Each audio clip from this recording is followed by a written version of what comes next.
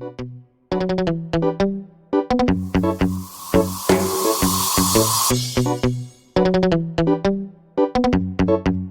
Fresh on the track.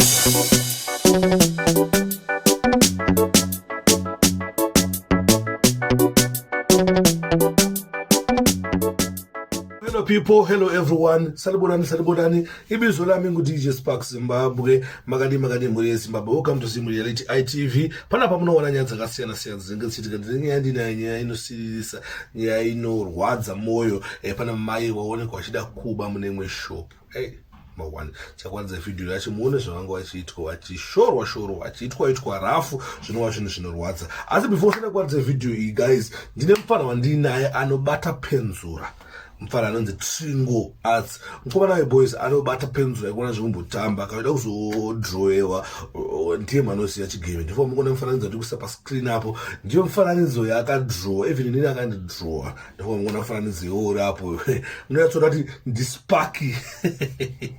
Akandinhonga zvandiri, anonhonga neruoko. Right, ava ndo vanhu vanodrowa guys. I know kuti vamwe wenyu maitadza kudrowa maindestine yacho kuchikoro but uyu murume anodrowa. Saka pachida kuzodrowewa namba dzake ndodzipa screen dzendesa apo idzo munombata moita mutactic wacho moita mudiginyira wacho. Right, nyaya ndinayo guys, nyaya yamadhao.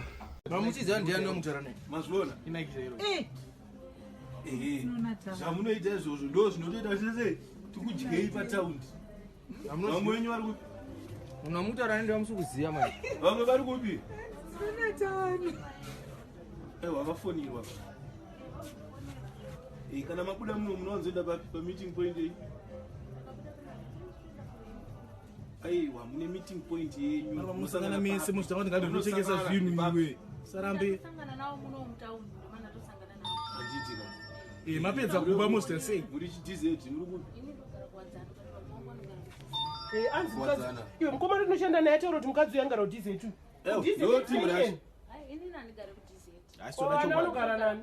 Vana vangu vanogara asi iwa una murume? ini nandina. Ndosawarambirwa chikuba ikoko.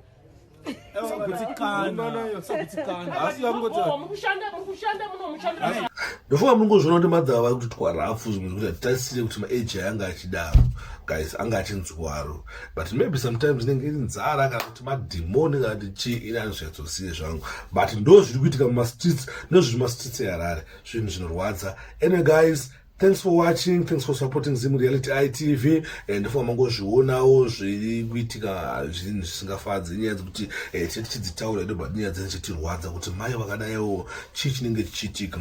Inyaya yekushaya zvikwanisiro here kana kuti pane zvimwe zvinochiitika behind the scene zvatisingazivi. Tozongona munhu akuba bosi, tofanira kutresa munhu kuti chii chikuitika chaicho, ndechipi chakonzesa kuti musoro uteme.